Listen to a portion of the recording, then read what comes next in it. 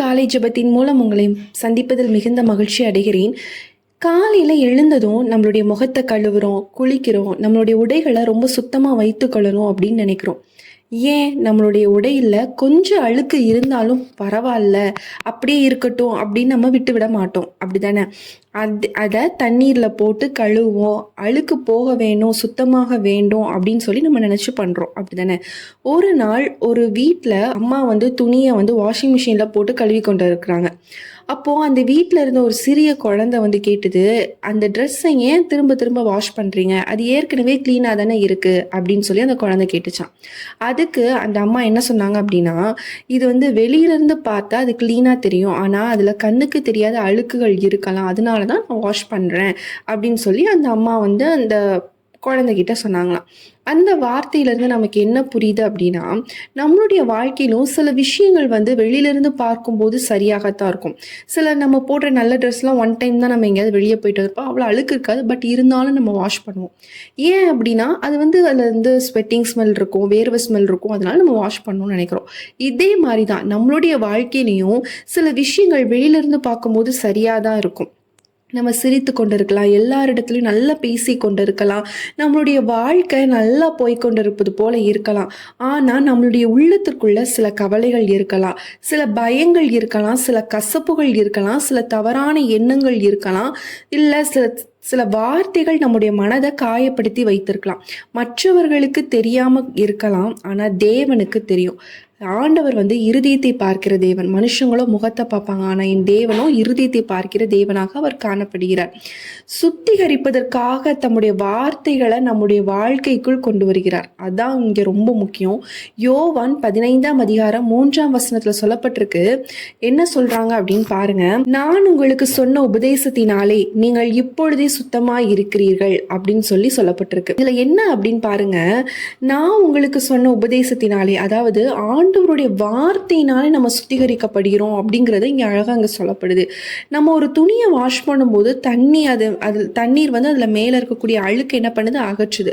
அதே மாதிரி தேவனுடைய வார்த்தை நம்மளுடைய ஆத்மாக்குள்ள வரும் பொழுது நம்மளுடைய எண்ணங்களை சுத்தப்படுத்துது, நம்மளுடைய இருதயத்தை சுத்தப்படுத்துது, நம்மளுடைய பார்வையை சுத்தப்படுத்துது, நம்முடைய வார்த்தைகள் என்ன பண்ணுதுன்னா சுத்தப்படுத்துது, நம்மளுடைய வாழ்க்கையை சரியான பாதையில் கொண்டு போகிறது.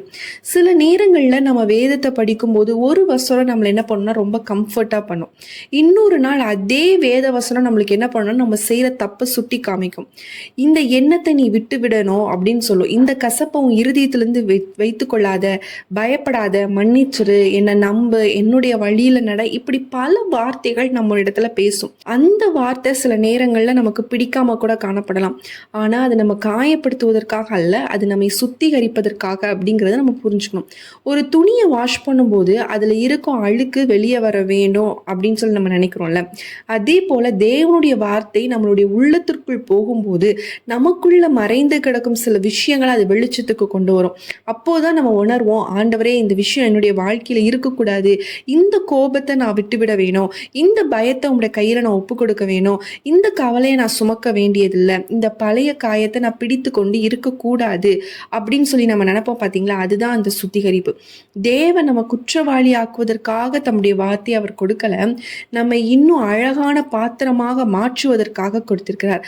அதனால இந்த காலை நேரத்துல நம்ம எல்லாரும் எந்திரிச்சதும் ஒரு ஃபோனை பார்க்காம, அதில் வர நோட்டிஃபிகேஷன்ஸை பார்க்காம, அதில் என்ன வருது, அதில் என்ன ரீல்ஸ் போட்டிருக்காங்க, அதில் என்ன மெசேஜ் வந்திருக்கு, அதில் என்ன இது வருதுன்னு பார்க்காம என்ன பண்ணணும்னா, எழுந்ததும் தேவனுடைய வார்த்தை என்ன, அவர் இன்று எனக்கு என்ன வார்த்தையை கொடுத்துருக்கிறார், அதை நம்ம விரும்பி அதில் நம்ம முக்கியத்துவம் கொடுக்கும் பொழுது நிச்சயமாக அந்த வார்த்தை நம்ம என்ன பண்ணணும்னா நம்மளை சுத்திகரிக்க ஆரம்பிக்கும். அந்த வார்த்தை நம்மை பரிசுத்தப்படுத்த ஆரம்பிக்கும்.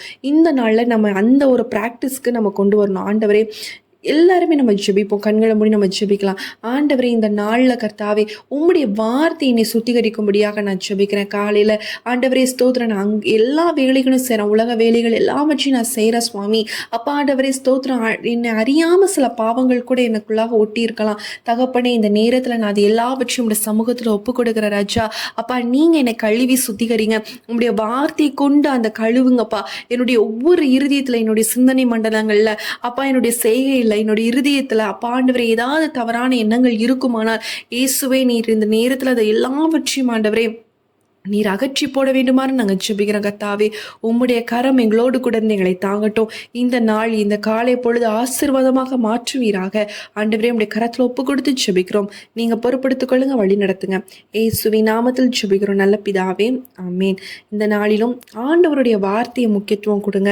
அந்த வார்த்தை உங்களுக்குள்ளாக இருக்கும் பொழுது அது என்ன பண்ணுன்னா உங்களை எந்த பாவத்திற்கும் கொண்டு போகாது. நிச்சயமாக அது உங்களை சுத்திகரிக்கும். சத்துருவானவர் உங்களுடைய சிந்தனையில் செயல்படாமல் அந்த வார்த்தை என்ன செய்யணும், பாதுகாக்கும். நம்மளுடைய சிந்தனையில் சத்துரு செயல்பட ஆரம்பிக்கும் போது தான் ஆட்டோமேட்டிக்காக பாவம் செய்ய ஆரம்பிக்கிறோம், தீமையான வழியில் போகிறோம், தவறான டெசிஷன் எடுக்க ஆரம்பிக்கிறோம். ஆனால் இந்த வார்த்தை நீங்கள் காலையிலே உட்கொள்ளும் பொழுது அந்த வார்த்தை என்ன செய்யணும், உங்களை எல்லாவற்றிலும் இருந்து பாதுகாக்கும். உங்களுக்கு நன்மையானது எதுவோ அதை செய்ய உங்களுடைய இருதயத்தில் என்ன பண்ணணும்னா அந்த வார்த்தை உங்களோடு கூட பேசும்.